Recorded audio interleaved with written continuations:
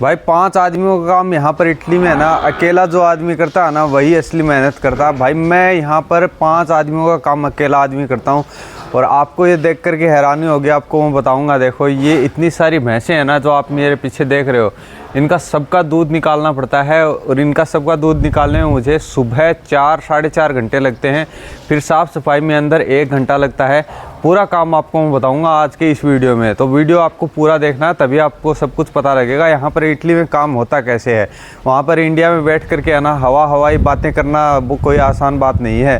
और यहाँ पर इटली में आने के बाद में जो काम जिस आदमी को काम यहाँ पर बढ़िया मिल जाता है ना, वो आदमी बढ़िया बातें कर सकता है, लेकिन जो असली मेहनत करता है ना वो आज मैं आपको दिखाने वाला हूँ इस वीडियो में। ये जो आप देख रहे हो ना इतनी सारी भैंसें हैं, ये 100 भैंसों के करीब भैंसें हैं, ठीक है, इस साइड में। और ये सभी अभी इसी सीज़न में अभी तैयार हुई हैं दूध देने के लिए। और ये है ना इन्होंने दूध देना अब स्टार्ट कर दिया है और इनको दूध देने में टाइम लगता है करीब सुबह 4 साढ़े 4 घंटे, ठीक है। शाम को 3.5 से 4 घंटे लगता है, क्योंकि सारी फ्रेश भैंसें हैं, सुबह और शाम दोनों टाइम दूध निकालना पड़ता है।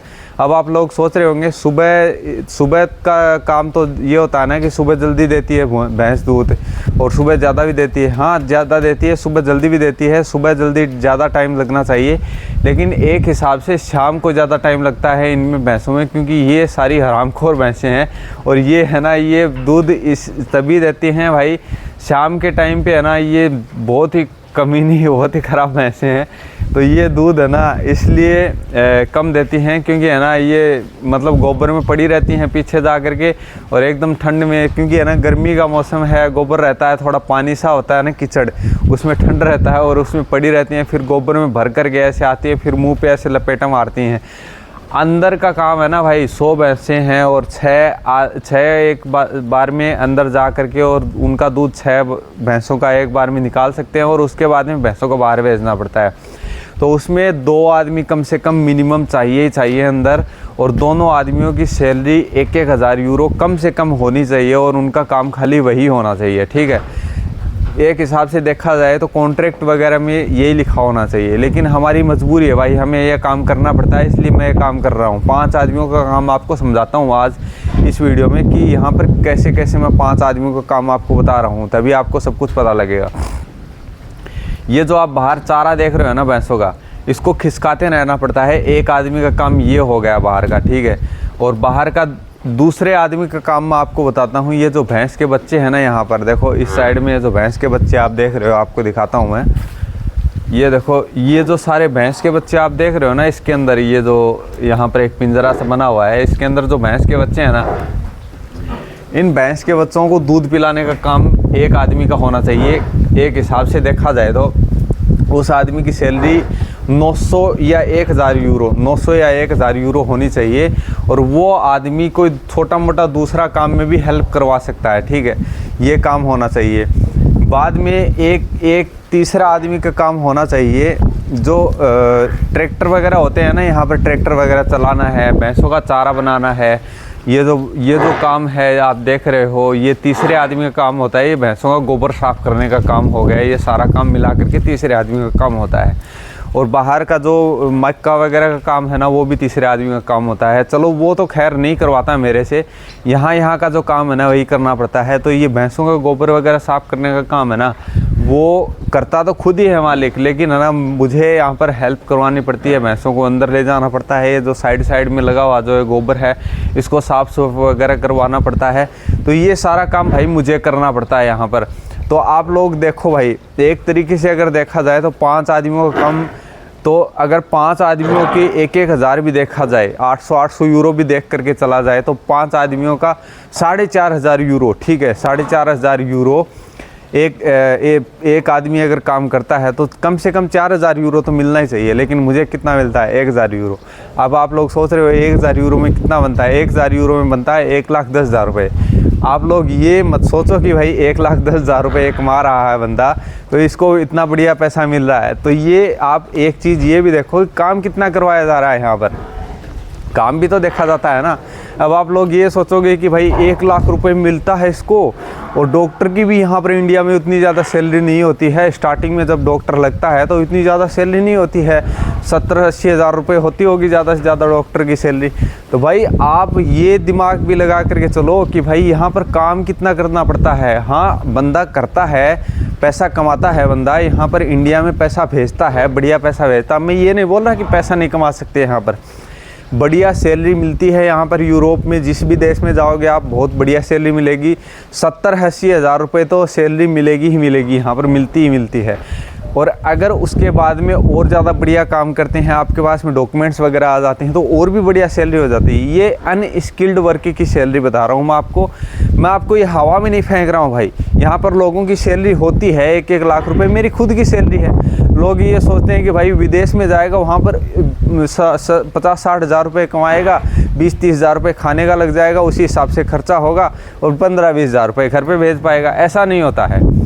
आदमी यहाँ पर आकर के, जो आदमी मेहनत करेगा ना यहाँ पर, वो आदमी यहाँ पर पैसा भी कमा सकता है। जैसे कि मैं मेहनत करता हूँ, और मेहनत की ही ज़रूरत है यहाँ पर, क्योंकि है ना, यहाँ पर लोगों को, जो इटालियन लोग हैं ना, वो तभी रखते हैं किसी आदमी को, किसी नौकर को नौकरी पर, वह तभी रखते हैं एक आदमी को, चाहे वो इंडियन हो चाहे किसी भी देश का हो।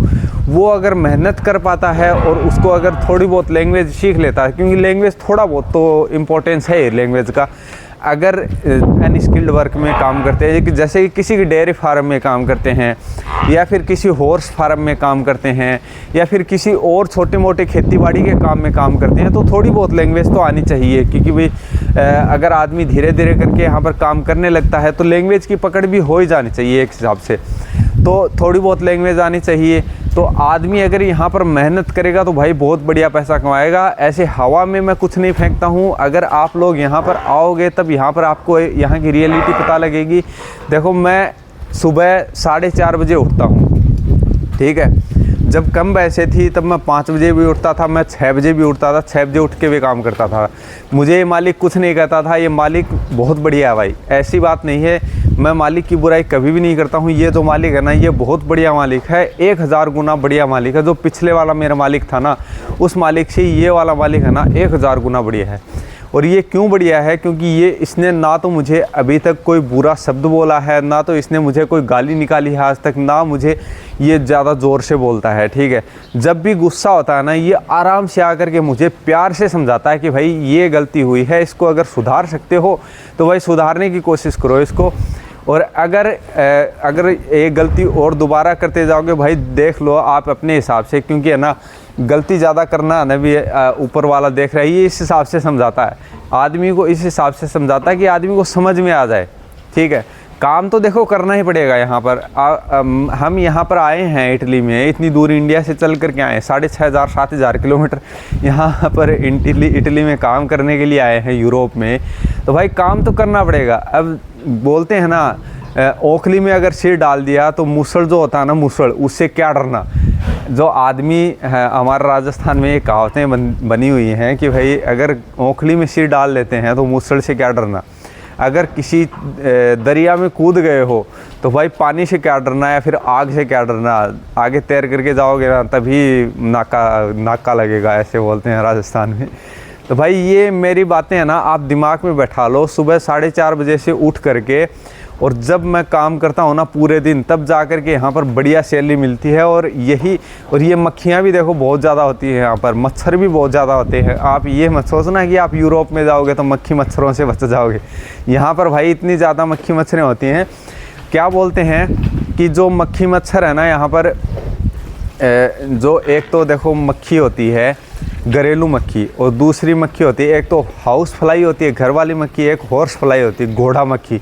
ये घोड़ा मक्खी है भाई, ये यहाँ पर अंदर टी-शर्ट के ऊपर बैठ जाएगी ना, अंदर से डंक मारेगी ये इतना ज़ोर से, आपको अंदर से ऐसे सुई लगेगी, आप उछल के पड़ोगे। सुई का भी बहुत कम दर्द होता है, इससे बहुत बुरी तरीके से दर्द होता है। ये मुझे इसलिए नहीं खा रही क्योंकि मैं इसको उड़ाते जा रहा हूँ और मैं आगे आगे चल रहा हूँ। जैसे ही ये थोड़ा थोड़ा और बड़ी हो जाती है ना, हम देखो इसको मार देते हैं। ये जो मक्खी है ना, ये देखो, ये यहाँ पर जो मरी पड़ी है ना, मैं आदमी के मारने की बात नहीं कर रहा हूँ भाई, मैं मक्खी मारने की बात कर रहा हूँ। ये देखो यहाँ पर मक्खियाँ मरी पड़ी है ना, इसको इसका इलाज करते रहना पड़ता है। अगर नहीं करेंगे ना तो ये इतनी बड़ी हो जाएंगी कि बाद में है ना ये डंक मारेंगी अंदर से बैठ के, और बेचारे जानवरों का भी बुरा हाल कर देंगे और आदमियों का भी बुरा हाल कर देंगे।